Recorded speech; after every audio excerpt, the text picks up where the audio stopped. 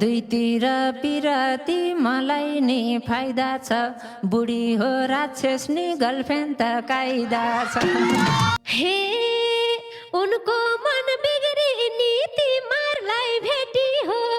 बेभाको केटालाई नबिगार केटी हो हैन है नानीहरूलाई सिकाउने बुढोलाई रिझाउने आफ्नो घर टिकाउने ए मेरो झै बुढी त राख्ने हो लेकमा रेणुका जस्तो त चाहिन्छ के छिमेकमा ए अस्मिता भन्नेको सोचाइ नै काछन् दाइ बुढा चाहिँ तै विश्व सुध्रिन लाछन् दाइ हे हामी नि जम्ला के यो मनले चाहे जे भए नि यहाँभन्दा अन्त काहीँ नलाए बुढी र रेणुका खुब असल साथी छ शक्तिलाई पिरोला मलाई त जाति छ हे केही भन्न आएदेखि थर्काउँछु मैले त अहिले पो उसको हो मेरो हो पहिले त ए नानी खेलाउन नसम्झ बेभन्नी दुईपट्टि उस्तै छन् म एक्लै के भन्ने ए मलाई नि कायदा छ भन्छे उही माथि हो मेरो नि बुढीको रेणुका साथी हो हे जिस्किन्छ मसँग त्यहाँ के छ थाहा छैन नरिसाउ तिम्रो पोइ खासै ठिक छैन हे एकल फोन आउँदैन हामी कहाँ जाने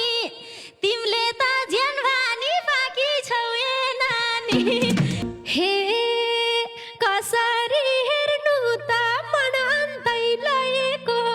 ज्यान मात्रै चाहिया भाडल किन सहेको ए ठिकै छौ राम्री छौ तिम्रै गीत गाइदिम्ला ज्यानै ठिक लाको भा त्यता नि आइदिम्ला ए फोन गर्न पाउँदिन मन बुझाउ भेटैमा बुढीले फोन हेर्छे घर गसी गेटैमा समयले बताउला बोलिन म अहिले त्यही भएर डिभोर्सको बिगबिगी छ अहिले छुटेको मायाको पिर गर्छु साला रेणुलाई कसैले लाला किन लाला उमेर छन् जति खानी हो लाउने हो कसैले नलगे म त्यतै आउने हो हे बरु केही गरेर समाजमा नाम चलाऊ